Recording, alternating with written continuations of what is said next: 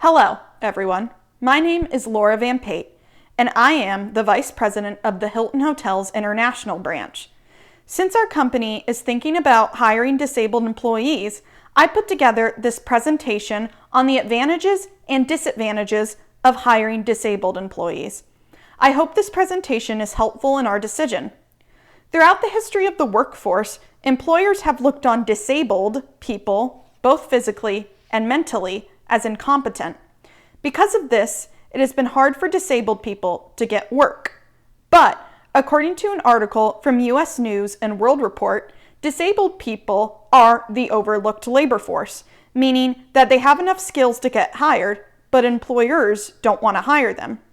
So, are disabled people really the overlooked labor force, or are they just as incompetent as employers think? To answer that question, we have to take a look at both the advantages and disadvantages of hiring disabled workers.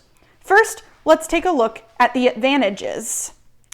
Even though employers aren't keen on hiring them, disabled employees do bring a lot to the table. First off, hiring disabled employees can benefit our company.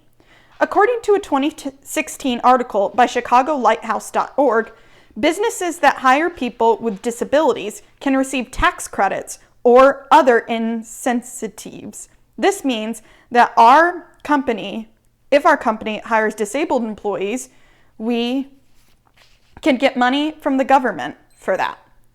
Another advantage that hiring disabled workers can do for our company is that it increases workplace diversity. By having more diversity, this shows that our company of Hilton Hotels is open to all types of people, and this will be looked on positively in the public eye. By hiring disabled workers, it shows that Hilton Hotels is different from other companies, which will make our company stand out even more. Hiring disabled workers doesn't just benefit our company, but it will also benefit the disabled workers and disabled people in general. By hiring disabled workers, it will allow people that are disabled to have work experience, and it will give them a way to provide for their families. It will also show these employees that their disability does not define them, and hiring disabled employees will be an inspiration to disabled people everywhere. This will make disabled people realize that it's possible to get the job done despite their own disability. According to a study done by Social Security Administration.gov, a disabled worker was found to do a basic job such as working in an office just as well as an able-bodied person.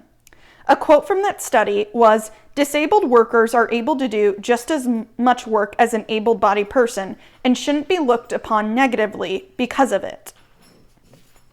Even though there are a lot of advantages when hiring disabled employees, there are also disadvantages as well. Hiring disabled workers can be a challenge for a lot of companies. According to a survey from CPRF.org, only about 30% of employers are open to hiring disabled employees. The main reason being is that disabled employees can lack the necessary skills in order to do the job. This could be both physically and mentally. For example, at our company of Hilton Hotels, let's say we hired someone that is disabled by being in a wheelchair. Let's say that we hire this person to do some heavy lifting. It might be hard or almost impossible for them to get the job done.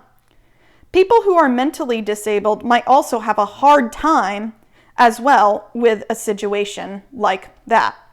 If someone who is mentally disabled has to do something that requires a lot of brain work or critical thinking, then it could be tough on them. Another problem with hiring disabled people in general is that since many disabled people don't get hired for jobs, then a lot of them don't have work experience.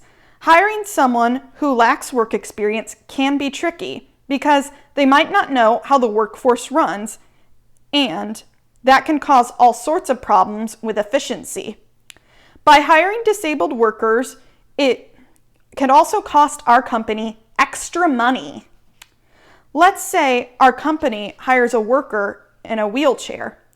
If our buildings don't have the accessibility that is needed, like a ramp, then we have to use extra money to build some ramps, or we could get fined by the state or sued by the worker. This also goes for mentally disabled employees as well, as let's say we give someone who is mentally disabled a direction that they don't understand, like doing maintenance in a hotel building. They could very well get themselves hurt. Overall, there certainly are disadvantages when hiring disabled workers, but that shouldn't take away from the advantages. Disabled workers can bring many advantages and disadvantages to the table. If we decide to hire disabled employees, then that's okay. If not, then that's okay too. Overall, it is up to our company to decide. Thank you so much for listening to this presentation, and I hope that we make the right decision regarding disabled employees.